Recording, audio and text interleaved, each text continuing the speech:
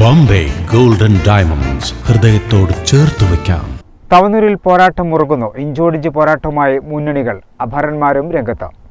തവനൂർ മണ്ഡലം പിടിച്ചെടുക്കുമെന്ന ദൃഢപ്രതിജ്ഞയിലാണ് മൂന്ന് മുന്നണികളും.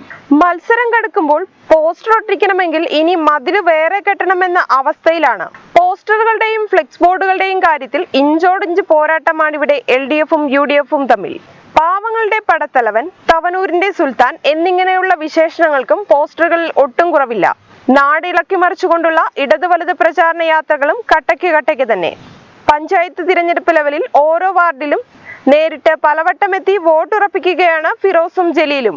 എല്ലാ മുന്നണികളും ഉന്നത നേതാക്കളോടൊപ്പമുള്ള ഫ്ലെക്സ് ബോർഡുകളും മണ്ഡലത്തിൽ ഉയർന്നു കഴിഞ്ഞു. വോട്ട് പിടുത്തത്തിന്റെ ആവേശം നോക്കുകയാണെങ്കിൽ സംസ്ഥാനത്ത് തന്നെ ഏറ്റവും തീപാറുന്ന മത്സരം നടക്കുന്നത് തവനൂരാണ്. ഫിറോസ് കുന്നംപറമ്പിൽ ലൈവിൽ വന്നാൽ ഒരു കുടുംബം രക്ഷപ്പെടുമെന്നാണ് സമൂഹ മാധ്യമങ്ങളിലെ ഫാൻസ് പറയുന്നത്.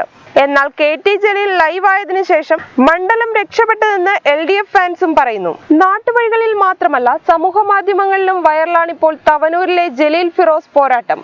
അപരന്മാരുടെ മണ്ഡലം കൂടിയായ തവനൂരിൽ ഫിറോസ് എന്നു പേരുള്ള 4 പേരാണ് ഫിറോസ് കുന്നംപറമ്പിലിനെ കൂടാതെ സ്ഥാനാർത്ഥി പട്ടികയിലുള്ളത്. മലപ്പുറം ജില്ലയിലെ 16 മണ്ഡലങ്ങളിൽ വെച്ച് ഏറ്റവും കൂടുതൽ അപരന്മാരുള്ളതും ഫിറോസിനെതിരെ തന്നെയാണ്.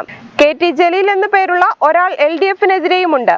നിലവിൽ മണ്ഡലത്തിൽ ഉൾപ്പെട്ട 4 പഞ്ചായത്തുകൾ LDFിന്റെ കയ്യിലും കാലടി, മംഗലം, വട്ടംകുളം പഞ്ചായത്തുകൾ UDFിന്റെ കയ്യിലുമാണ്. മറിയുകയാണെങ്കിൽ ഇത്തവണയാണ് മറിയേണ്ടത്. 17,064 വോട്ടുകളാണ് അതുണ്ടാകുമെന്നാണ് UDFിന്റെ വിശ്വാസം. അത് നടക്കുന്ന കാര്യമല്ലെന്ന് LDFും. കഴിഞ്ഞ തവണ നേടിയ 17,801 വോട്ടുകളിൽ ഇത്തവണ ഗണ്യമായ വർധന ഉണ്ടാകുമെന്നാണ് NDAയുടെ ആത്മവിശ്വാസം.